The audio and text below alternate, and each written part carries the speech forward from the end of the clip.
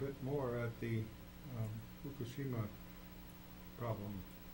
In effect, it's been declared a catastrophe on the level of the Chernobyl event.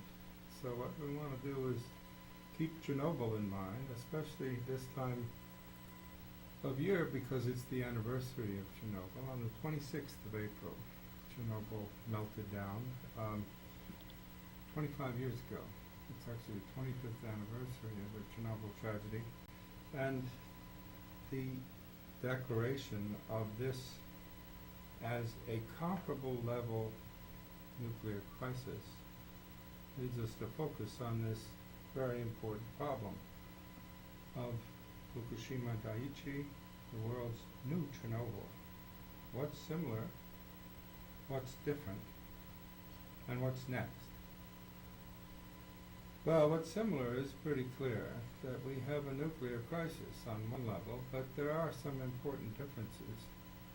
Let's retrace some of the events, in fact, of the nuclear meltdown. It was actually quite dramatic, and it was covered in great detail. This wasn't someplace out in the middle of a remote area. It's quite the center of an inhabited area, quite close to the ocean.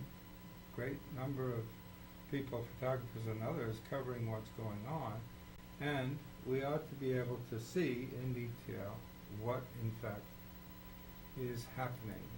There are now several different documentaries available that make this available, and we want to pick up some of the footage of them. Let's try to look at the first few instances from a documentary put together by the Discovery Science channel.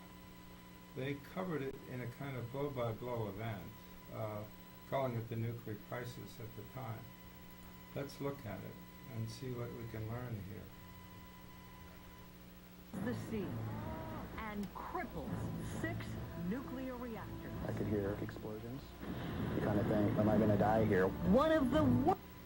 We'll take a look from here.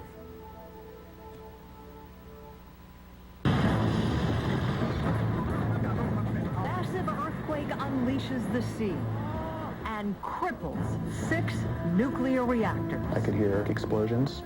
You kind of think, am I going to die here? One of the worst nuclear disasters in history threatens Japan. The pressure is immense on these folks. A small band of workers are in the fight of their lives. The enemy, deadly radiation. Do you think the workers are prepared to die? Oh yes, some of them already think they are dying. The battle to save Fukushima and prevent a nuclear nightmare.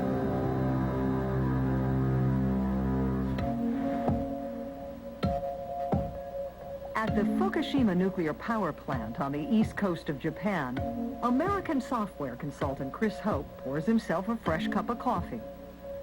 After 21 days in Japan, he's looking forward to getting back home to Idaho. It's a run-of-the-mill day at the plant. 3 of the 6 reactors at the massive complex are shut down for routine maintenance. Units 1, 2, and 3 are operating normally. 2:46 p.m. It happens.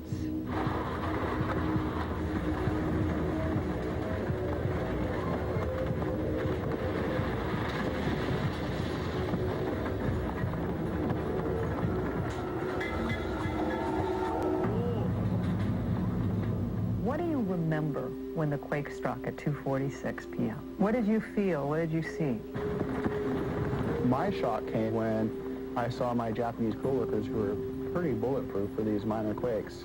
They started diving under desks, and I saw their eyes get real big, and I knew this was not your typical, earthquake. This is the most powerful earthquake to strike Japan in over 1,000 years. It registers an incredible 9.0 on the Richter scale, unleashing enough energy to power all of the United States for a month. All across Japan, gaping cracks open along fault lines. In Tokyo, the earth shudders violently for 5 minutes. office workers scramble for cover as their skyscrapers sway back and forth. The impact is so enormous, the Earth starts to spin faster. For Chris Hope, this will be one of the longest days of his life.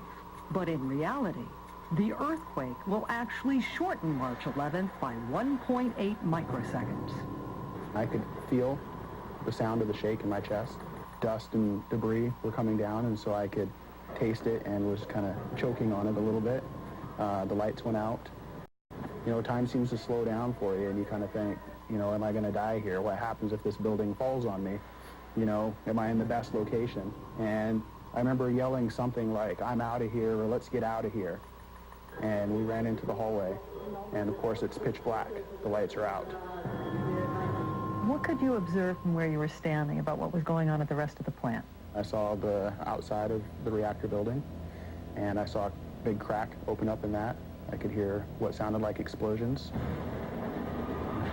I could see the big exhaust smokestacks that were swaying back and forth. I thought for sure those were going to fall over.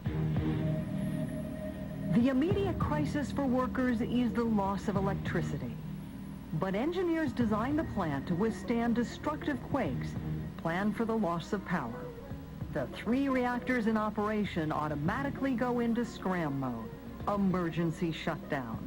Control rods stop the nuclear chain reaction by sliding between the fuel rods. Okay, it's important to realize that the emergency systems worked. Control rods slid between the fuel rods and immediately shut down the plants, right?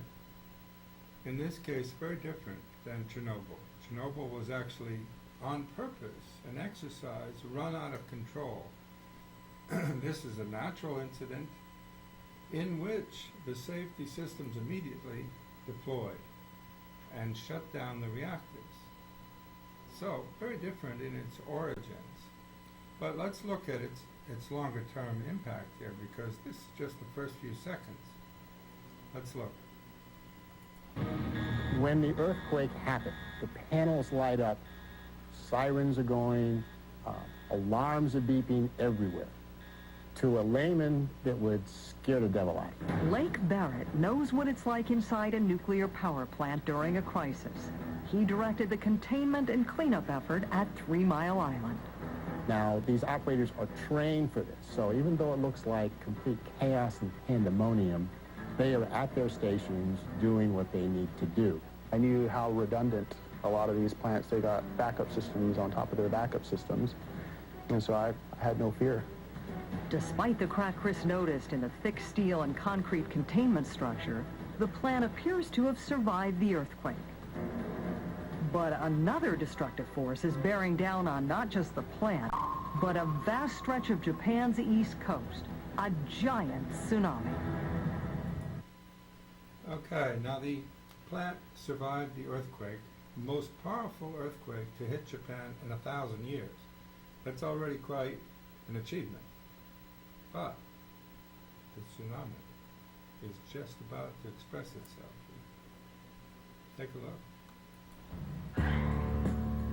Up the coast from the Fukushima power plant, supporters of the marine wildlife organization Sea Shepherd are in the town of Otsuchi to monitor fishing practices that threaten porpoises. We started to feel the earth shake. We are currently experiencing an earthquake. It was hard to stand up straight. In a lot of my video, I'm trying to show cars rocking back and forth, but I'm also rocking back and forth. My first instinct wasn't to think that there was a tsunami coming. But team leader Scott West knows his group is in a terribly vulnerable spot if a tsunami does hit. You know what? I think we get out of the center harbor. Yeah. Scott started shouting, you know, this could be a tsunami, we need to get out of here. It was just kind of mayhem at that point because people were panicking. I was about halfway through our drive to the hill, the tsunami sirens went off. You hear the sirens? The group makes it to high ground just before the massive tsunami strikes. It was just a matter of minutes, wasn't it? It was. Between life and death? It was.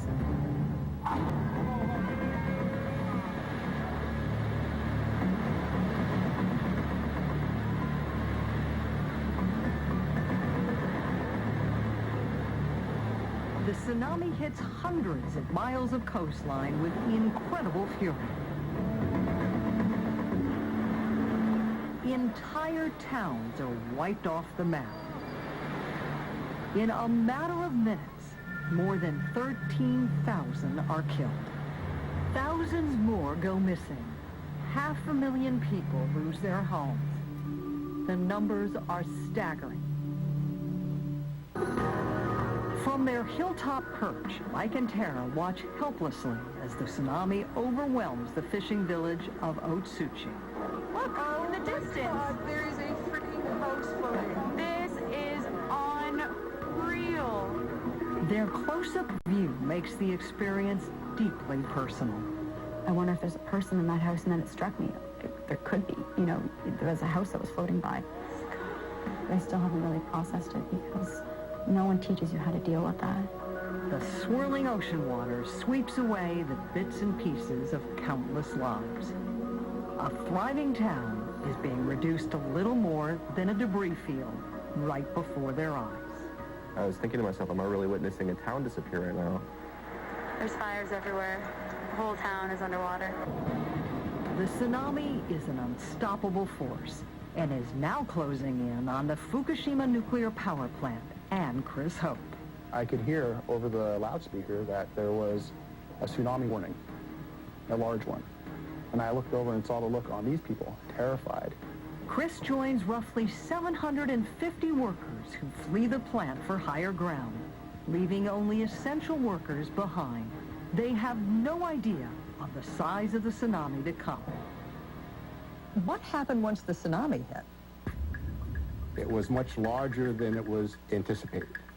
The design basis that the engineers built the plant to could have withstood a wave 3 houses high. But the actual wave that hit them was 4 houses high. And Okay. There was a design to resist tsunamis. It was just 2/3 of what was needed in a quake this size. Unpreventable. flooded many of the areas where emergency equipment is located. The 750 workers who fled the plant are now safely on high ground. They are the lucky ones. A few are unaccounted for. And they started taking roll call. And I remember looking over, and one of my coworkers was trying to write our names, and his hand was shaking so badly that he couldn't do it and actually pass it off to another guy.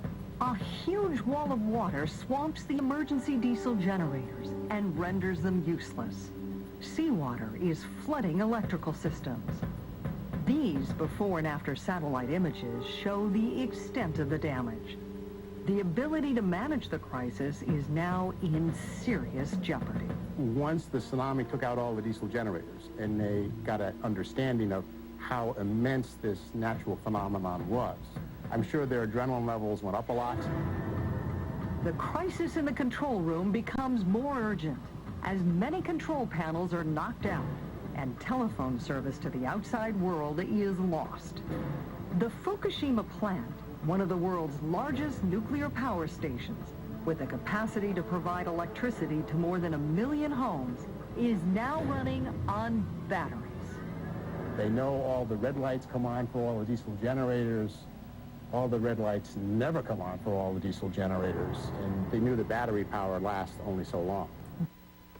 Okay, that's the dilemma, that's what they know. As to what's happened since, well, it's not terribly encouraging because, in fact, they've begun to realize that they can't cool it off or wind it down very, very effectively. In fact, it's going to take a long time. I'd urge you to see the full extent of this documentary put together on the Discovery Science Channel called Nuclear Nightmare, Japan in Crisis. After the earthquake, obviously, there was this inundation of the tsunami, leading to nuclear crisis level raised to highest level. 9 months, they're arguing, it will take to end Japan crisis. Now, 9 months is a long time for leaking radiation. Our own Secretary of State went over there and announced as a reconstruction plan that we're going to help in any way we can to engineer a public-private partnership for reconstruction, is the way she put it. Well, this is what we need to think of in terms of the meltdown that occurred 25 years ago at Chernobyl and what's happened since. What's clear from the reports now in Chernobyl 25 years later that dealt with the radiation from the area is that the long, slow exposure to the radiation after the event has had a particularly devastating impact on women and children. The catastrophe had lasting effects, this report indicates, on the effects of people's health, particularly on women and their unborn children. Now, this has actually raised the whole question of the WHO, the World Health Organization, and why has it kept silent about the radiation impact in the long run on these areas in Chernobyl? And people are beginning to look into this. In fact, there is an agreement between WHO and the IAEA, the International Atomic Energy Agency, in order to never issue statements without the other's approval, and this has basically silenced the WHO. This now is becoming, on the 25th anniversary, a subject of some controversy, as you might imagine. Take a look at this report. Today on Earth Focus, Chernobyl, the real story. International agencies, the nuclear industry, and governments involved ignore important scientific data about the consequences of the nuclear disaster at Chernobyl. A screw-up or a cover-up? Authors of a new book say it was a massive cover-up and that the real story is far worse than you think. Coming up on Earth Focus. Okay, this is a report put out on Link TV, actually. You could see it in Earth Focus, a full half hour. And again, I'd urge you to go out and look at it. It's really very important to get this straight. Here's the report they're referring to, and it's really quite staggering. Chernobyl, consequences of the catastrophe for people and the environment. This is based on the publications in Russian of nearly 500, in fact more than 500 scientific journal articles that have been translated and published here in the Annals of the New York Academy of Sciences. It's a staggering report. Let's take a look at some of it. 25 years ago, a mistake at the control switch caused the worst nuclear accident in history. Emissions from the reactor at Chernobyl, in what is now Ukraine, were 100 times greater than the radioactive fallout from the bombs dropped on Hiroshima and Nagasaki. Fallout spread across the northern hemisphere as far as North America and China. Most heavily hit were areas closest to the disaster: Ukraine, Russia, and Belarus. A new book, Chernobyl, Consequences of the Catastrophe for People and the Environment, published by the New York Academy of Sciences, says that the impact on health is far worse than reported, and that Chernobyl is not over. Its toxic nightmare will go on for generations.